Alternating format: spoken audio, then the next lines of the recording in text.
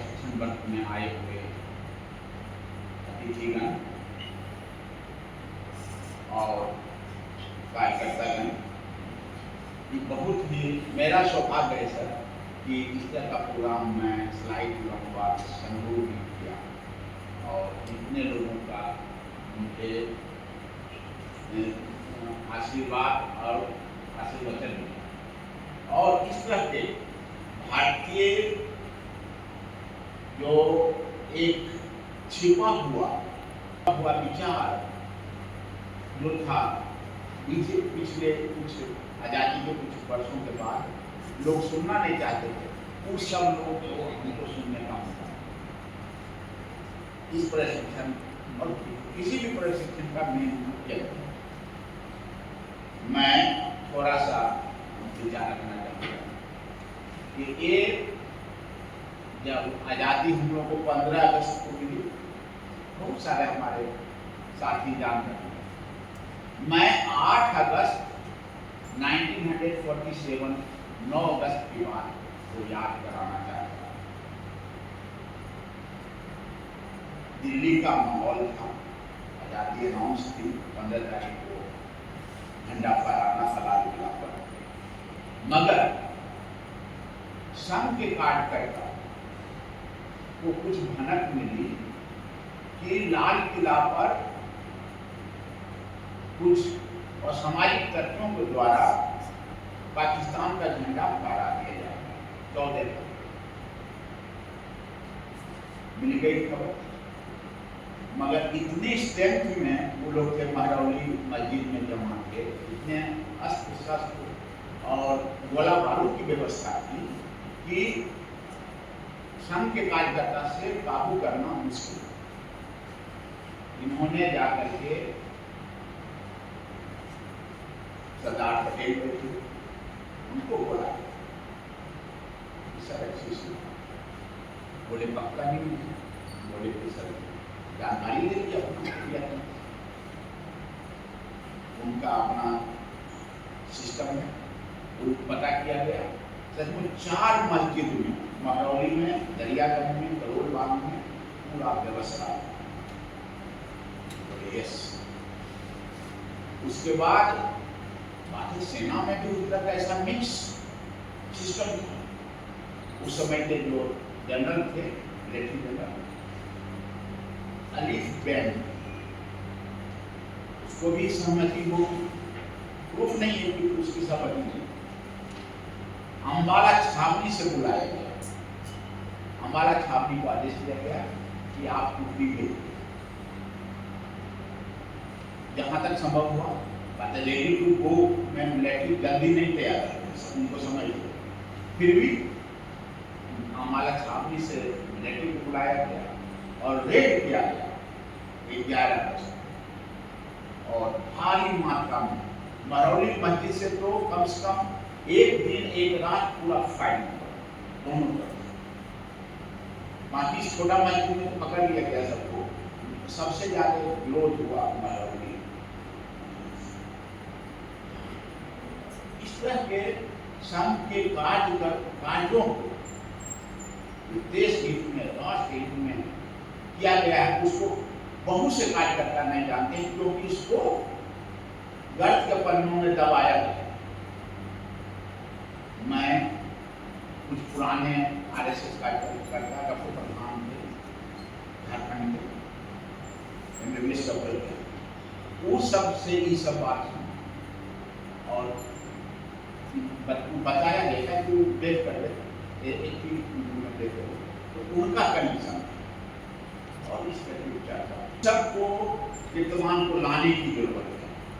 वो सब लोग कहते हैं कि क्या किया, इस तरह का राष्ट्र हित में, देश के हित में काम किया।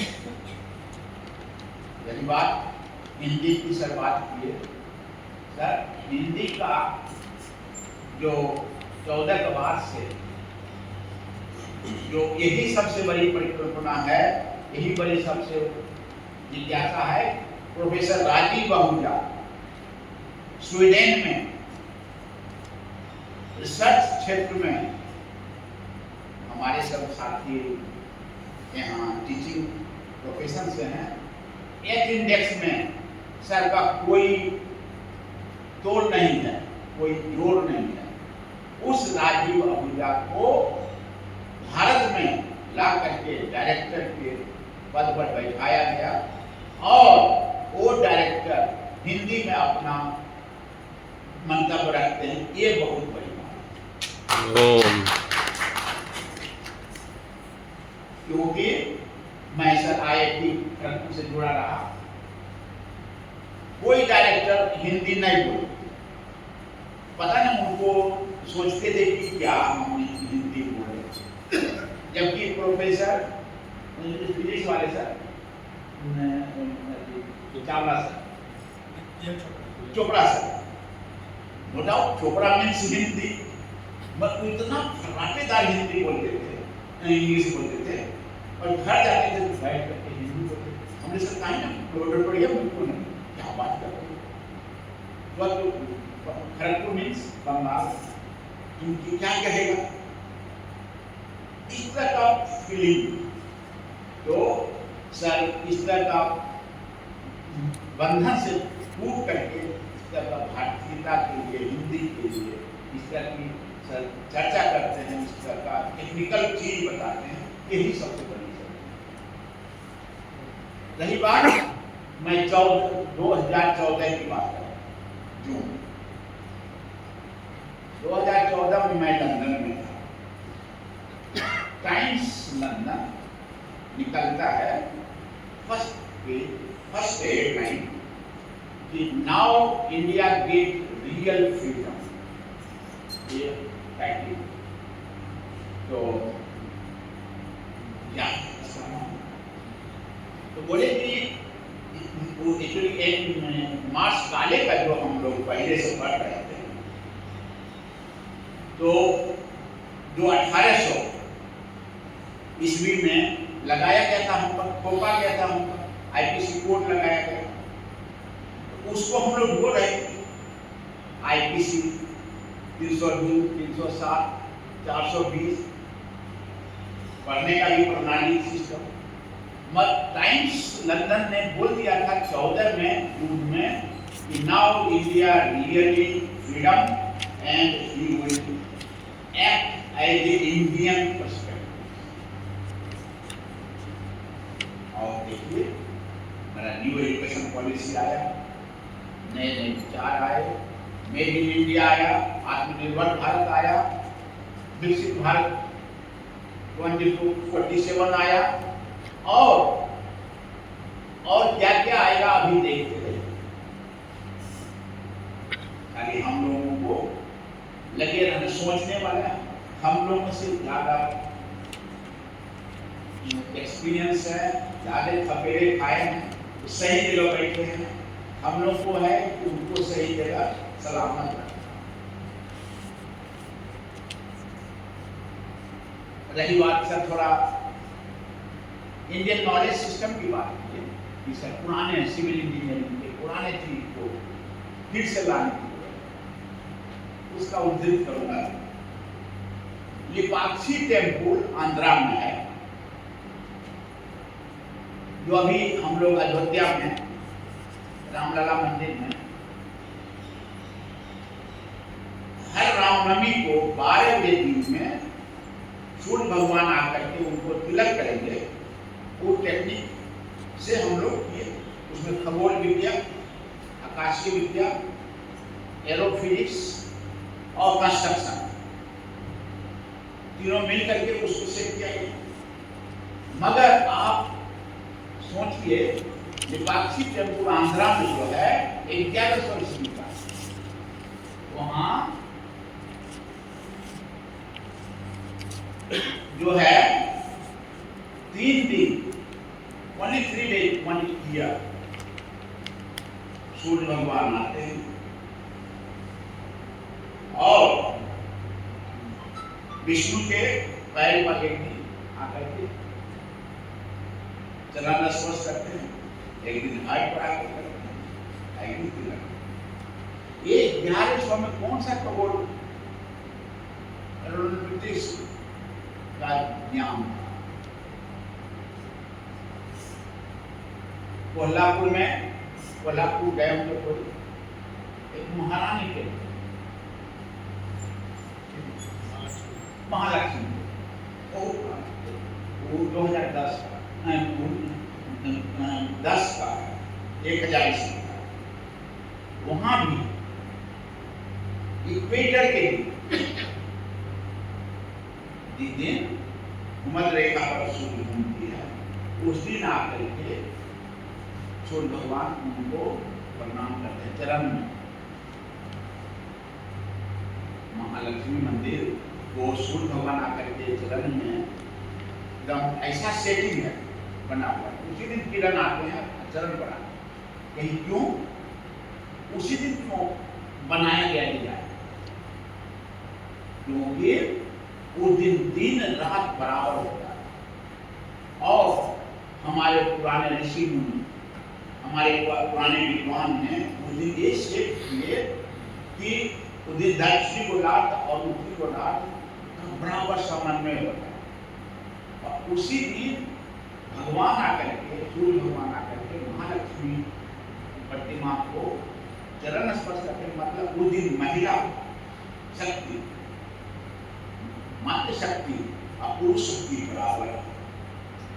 तो इसका तो हम शुरू से ज्ञान मेरे पास है कि मातृ शक्ति का कितना हम लोग पहले से दे रहे हैं। कब जो उस मंदिर बताता, कभी जाएंगे कोल्हापुर तो इस वाक्यात को जरूर देखेंगे, अगर नहीं देखेंगे तो वहां के लोग। रही बात थोड़ा सा और लेने समय,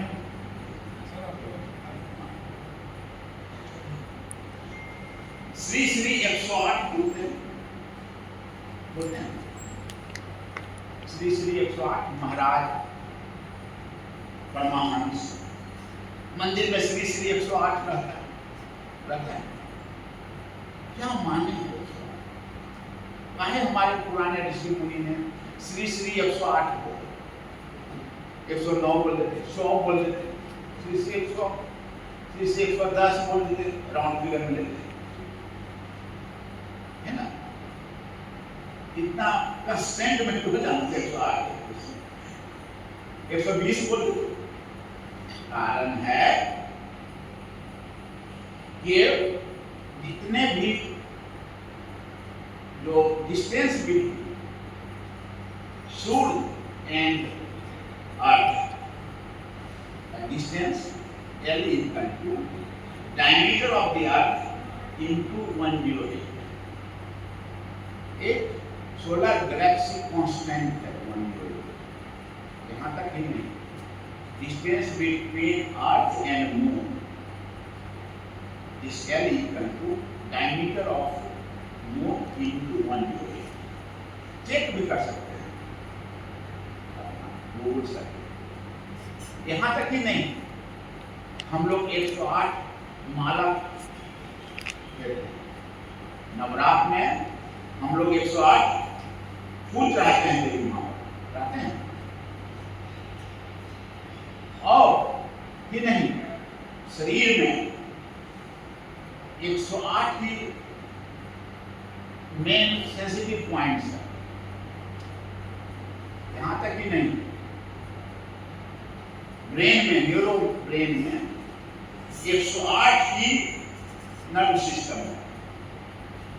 कैसे? इसको बौद्ध धर्म भी सर्टिफाई किया। बौद्ध धर्म का देखते होंगे, गौतम बुद्ध का मूर्ति, उसमें टोपी ऐसा पहने जाते हैं और बिंदी बिंदी रहती, और बिंदी नहीं है उस समय, ऐसा कोई फैशन डिजाइन, क्लॉथ डिजाइन नहीं। उस समय वो घोंघा स्नेल है। तो ध्यान आराधना में वो गया में अभी भी बहुत बैठे हुए थे, तो स्नेल आकर के उनको 108 शैम्बुल नालंदा विश्वविद्यालय में ये अंकित थी सब। अंकित 108 इसीलिए है कि उस 108 से अभी अपना मेडिकल साइंस, न्यूरो साइंस से वो डेवलप किया लोग मन बुद्धि या कुछ ब्रेन में कुछ प्रॉब्लम होने से ऑपरेशन करने का, चीर फाड़ करने का तैयार रहता है डॉक्टर। उस नेरो साइंस को, नेरो सिस्टम को अध्यात्म के रूप से अपने पुराने ज्ञान परंपरा से उसको ठीक किया जा सकता है। जो IIT मंडी में sir narrow science brain mental neuroscience विभाग खोला गया। वो इस तरह के प्रोफेसर बेहरा साहब के कर्तव्यों द्वारा उत्थान किया गया और उसमें अभी 300 रिसर्चर्स रिसर्च कर रहे हैं। All researchers computer, electronics, electrical, civil और ब्रांच को मल्टीडिसिप्लिनरी करके उसको निकालने के लिए जा रहे हैं विद MBBS डॉक्टर। इस तरह का सब जो सोच आया है भारत में, इस तरह का जो आया है, उत्पत्ति हुई है, नहीं इस सिस्टम में भी ला सकते हैं, ऐसे भी हम कर सकते हैं। और वहाँ पे भी 9 फूल ही है, दोनों वहाँ पे जो माला पड़ी हुई है, मैंने गिना 9 ही फूल लगे हुए हैं बाई चांस। तो ऑलरेडी हम लोग बहुत सारी बात है, ज़्यादा समय है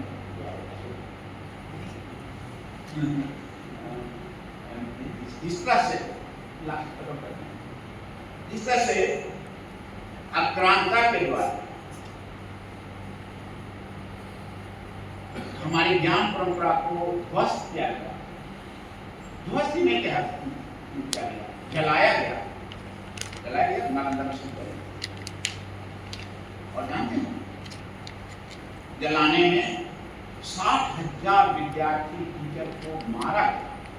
या कोई भी साइट को जलाने आएगा तो हम लोग सामने जाएंगे ना, विद्यार्थी मेरे सामने क्यों जलाते हो, तो सारे को बख्तियार अली खिलजी, बख्तियार अली सबको मार करके उसी आग में फेंका। और 4 महीने तक वो विश्वविद्यालय चला, जिसका खंडन अभी भी नो डाउट नीतीश कुमार ने उनको फिर से रिवैम्प किया है और फिर से प्रयास कर रहे हैं स्थापना करने का। ये भी दो बैठक हुआ है। तो कहने का तात्पर्य इस तरह से, और उस आक्रांता, उस व्यभिचारी शासक के नाम पर अभी भी बख्तियारपुर स्टेशन, इसे और शर्म की क्या बात है भारत सरकार अभी 3-4 दिन पहले ही सुने 10 रेलवे स्टेशन का नाम चेंज हुआ यूपी में। गोरखधाम, जो खुशरतगंज था, बहुत सारे 10 नाम डाले। तो इस तरह का चेंज होने की परंपरा शुरू हुआ। इस तरह का लोगों के मन में एक परिवर्तन का लहर आया। ये सब बताने की इसलिए जरूरत है कि न्यू एजुकेशन पॉलिसी में न्यू भारतीय ज्ञान परंपरा को नहीं बताएंगे आप लोगों को, तो ये भी एक हो जाएगा कि न्यू पीढ़ी और इससे महरूम है। तो हम लोग का काम है, आपका भी काम है, तो न्यू जनरेशन, आप लोग जो 20 साल के बच्चे को 15 साल के बच्चे को बताते हैं, पढ़ाते हैं क्लास में, उसमें भी ये सारी बातों को देना, बताना, जिससे कि एक बहुत बड़ा वृक्ष तैयार हो और भारत एक सफल राष्ट्र के रूप में, आत्मनिर्भर राष्ट्र के रूप में आने वाले समय में नंबर 1 जय।